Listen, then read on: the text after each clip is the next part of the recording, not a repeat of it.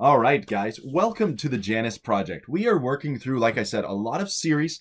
We're working on TenNapel Tuesday, coming out with some game reviews. It's kind of a different tack for me.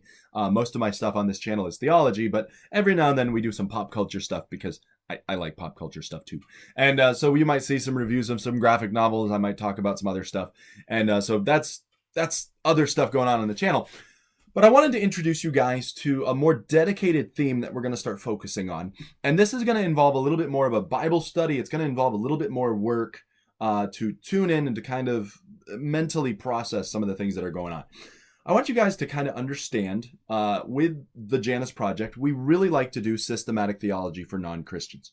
Now, those non-Christians could be people who are Christian-ish. It could be people who are completely anti-Christian. It could be people who believe parts of the Bible and not other parts. And so my goal is to explain basic Christian doctrine to you. My goal is to take moments and prove things like, why do we believe there's a God? Why do we believe in creation? Why do we believe salvation by grace through faith? Why do we believe those things? That is one of my jobs here on the Janus Project. But another thing I'm trying to do is I'm trying to explain to you, why do we believe what we believe? Simply put, with the topic of today, why do we believe Christ, Jesus, was the Son of God? Why do we believe that Christ Jesus was prophesied in the Old Testament?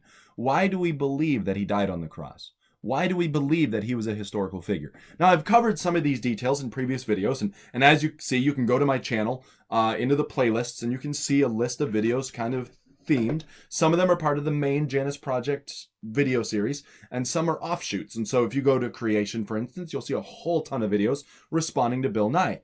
That's what I've focused on so far. Now I'm going to get off into other things. You can see some books. You've seen some books behind me on the shelf, Darwin Devolves and some other books. I'm going to get into some of those. But what I want to do with this series is I want to continue and I want to really dig in. Why do we believe that Jesus Christ was prophesied in the Old Testament? Now, to do this, we're going to have to look at two passages. And so what I'm going to do is I'm going to introduce those passages to you, and then we're going to take some time over the coming weeks and however long we need to take on this, and we are going to start breaking apart those passages and showing how what was written in the Old Testament, sometimes 750 to 1,000 years before Christ, actually points directly to what happened to Christ. Now, I know this requires that you need to believe in the Old Testament to be fully convinced. But as I have tried to explain on this channel, I am approaching a broad range of audiences. I have Christians who watch this. I hopefully have non-Christians who watch this. And so hopefully, no matter where you fall in this arena, you will take and say, all right, if I assume, and we're going to take that as assumed, if I assume the Old Testament is true, then does the Old Testament teach that Jesus was coming? Does the Old Testament teach that the Messiah was going to come and die on the cross? Because what happened is, in the early church, specifically before Jesus died, they did not believe the Messiah was going to die. They didn't understand that concept. They didn't get it until after he died, and then everything clicked. So that's what I want you guys to think through. Did the Old Testament predict the coming of a Messiah? I think we could all agree, yes. But did it predict a Messiah who would die? And then, if it did, how did it say he was going to die? So the two passages I want you to remember are Psalm 22, all right, Psalm 22, and Isaiah 52 and 53. All right, so there's two passages that you are going to have to remember. They are Old Testament passages. Psalm 22, the best we can guess, it was written about 1,000 years before Christ.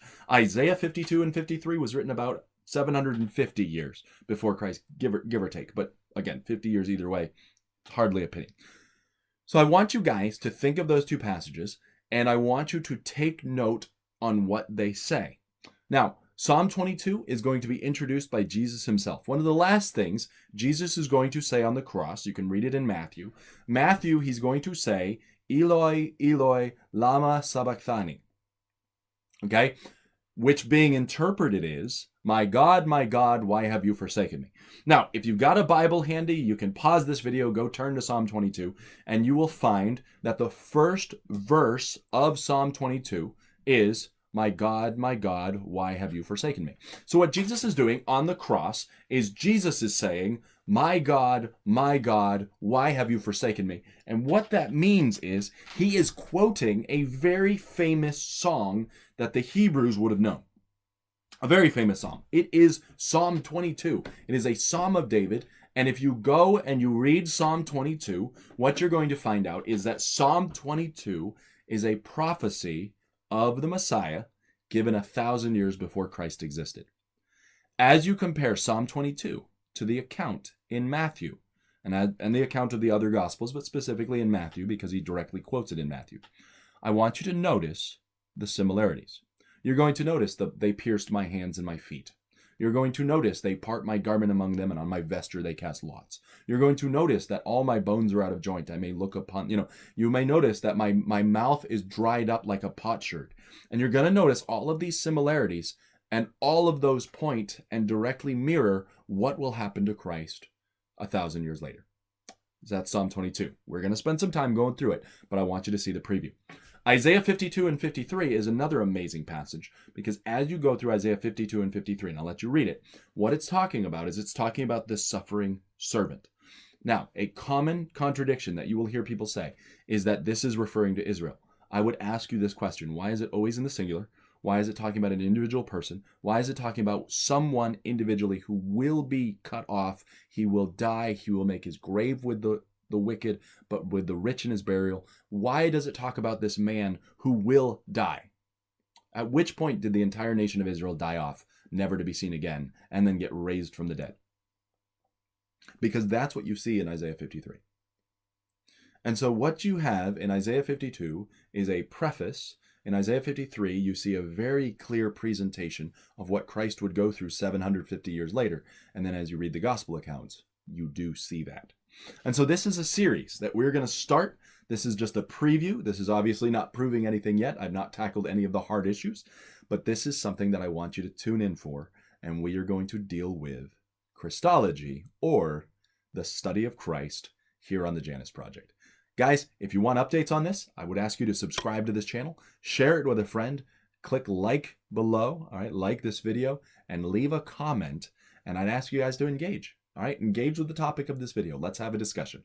But we are going to start studying the topic of Christ. Guys, I will see you next week on the Janus Project.